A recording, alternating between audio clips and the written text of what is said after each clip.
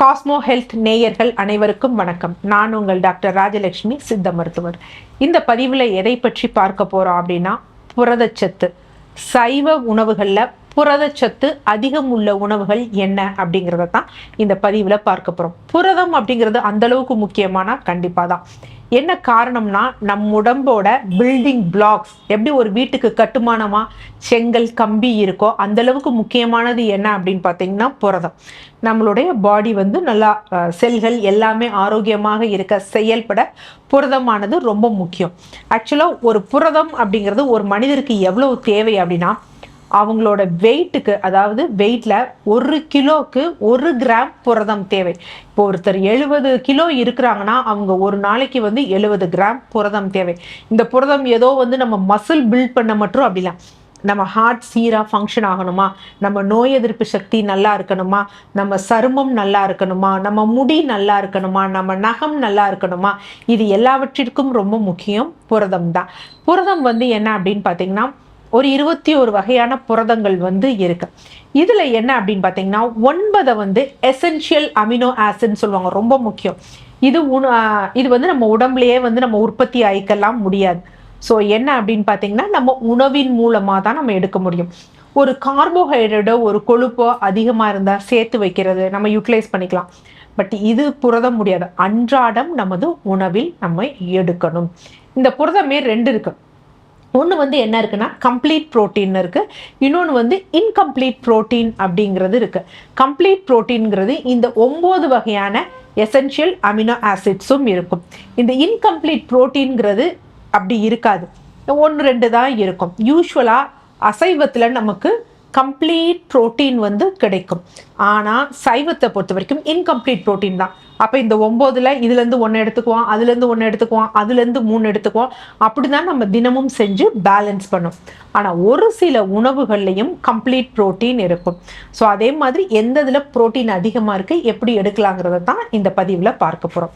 அதில் ரொம்ப முதல்ல இருக்கிறது என்ன அப்படின்னு பார்த்தீங்கன்னா, சீமை திணை அப்படின்ற, நார்மலாக நம்ம திணைன்னு சொல்லுவோம் பார்த்தீங்களா, அதுதான்.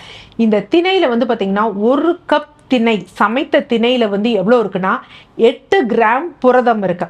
சப்போஸ் அவங்க ஒரு 64 கிலோ வெயிட் இருக்காங்க அப்படின்னா ஒரு 2 கப் எடுத்தாலே பெருசாக இல்லைனாலும் ஓரளவுக்கு அவங்களுக்கு தேவையான சத்துக்கள் கொடுக்கும் இந்த திணை.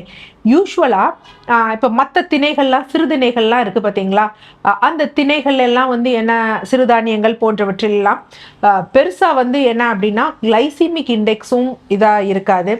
இன்னொன்று குளூட்டன் அலர்ஜி இருக்கும். ஸோ அந்த மாதிரி குளூட்டன் இல்லாமல் ஃப்ரீயாக ப்ரோட்டீன் ரிச்சாக இருக்க ஒரே ஒரு சிறுதானியம் என்ன அப்படின்னு பார்த்தீங்கன்னா இந்த திணை தான். ஸோ திணையை நம்ம எப்படி எடுத்துக்கலாம் அப்படின்னா, திணை மாவா எடுத்துக்கலாம், திணை பொங்கல் இந்த மாதிரி செஞ்சு எடுத்துக்கலாம், நல்ல பலன் தரும். அடுத்து 2வது முக்கியமான விஷயம், ஏழைகளின் புரோட்டீன் கொடுக்கக்கூடிய ஒரு விஷயம் அப்படி என்னன்னா வேர்க்கடலை தான்.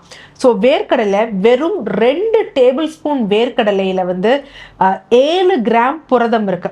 கிட்டத்தட்ட பார்த்தீங்கன்னா ஒரு நாளைக்கு நல்லா ஒரு 1/2 கப் சாப்பிட்டாலே நமக்கு ஒரு நாளைக்கு தேவையான 3/4 புரதச்சத்து நமக்கு கிடைச்சிடும்.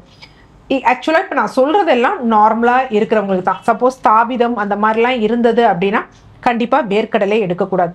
ஸோ என்னுடைய குழந்தைகளுக்கு, இல்லை நான் ஆரோக்கியமாக இருக்கேன், இல்லை ஒரு ப்ரோட்டீன் ரிச் டயட் எந்த பிரச்சனையும் இல்லாமல் ஃபாலோ பண்ணுறேங்கிறவங்க தாராளமாக என்ன பண்ணலான்னா வேர்க்கடலையை எடுக்கலாம்.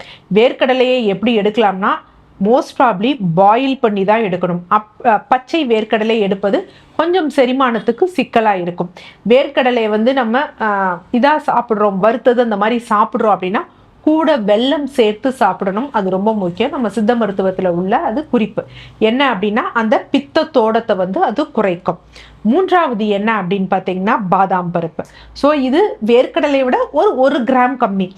கிட்டத்தட்ட பார்த்தீங்கன்னா நம்ம 1 கப் சாப்பிட்டோம் அப்படின்னு வச்சுக்கோங்களேன், 6 கிராம் நமக்கு பாதாமில் நமக்கு புரோட்டீன் கிடைக்குது. இது இல்லாமல் அடிஷ்னலாக என்ன அப்படின்னா, இதில் கால்சியம் மெக்னீஷியம் இருக்குது.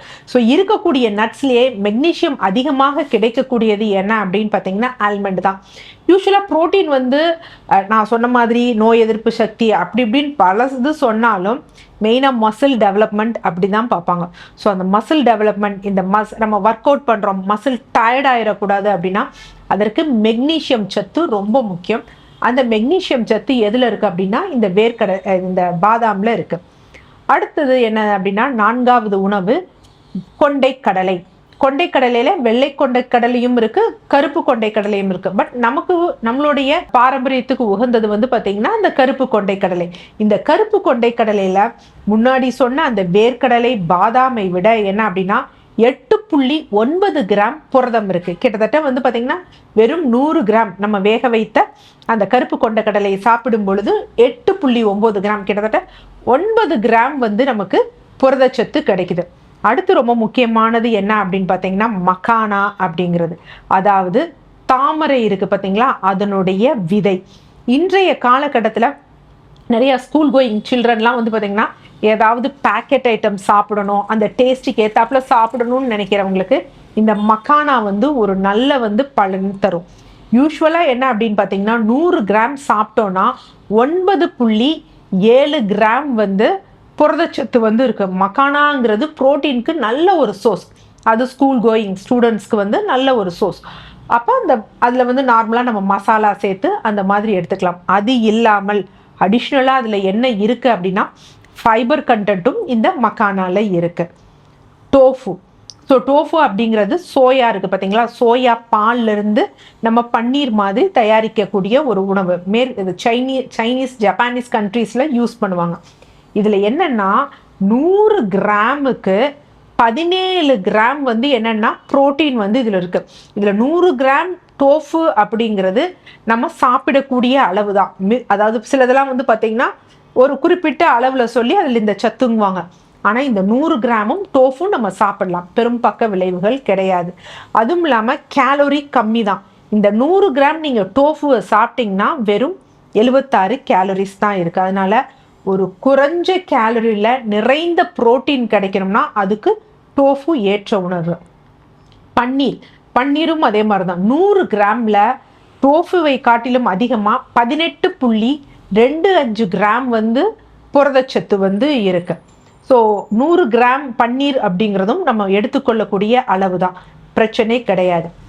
தயிரை பொறுத்த வரைக்கும் 100 கிராம் தயிரில் கிட்டத்தட்ட 11 கிராம் புரோட்டீன் இருக்குது. அதே மாதிரி கேலரியும் 100 கிராமில் கம்மியாக தான் இருக்குது, 72 கேலரிஸ் தான். ஸோ தயிர்ங்கிறது நார்மலாக நம்ம டெய்லி சாப்பிடக்கூடிய ஒரு விஷயம்தான்.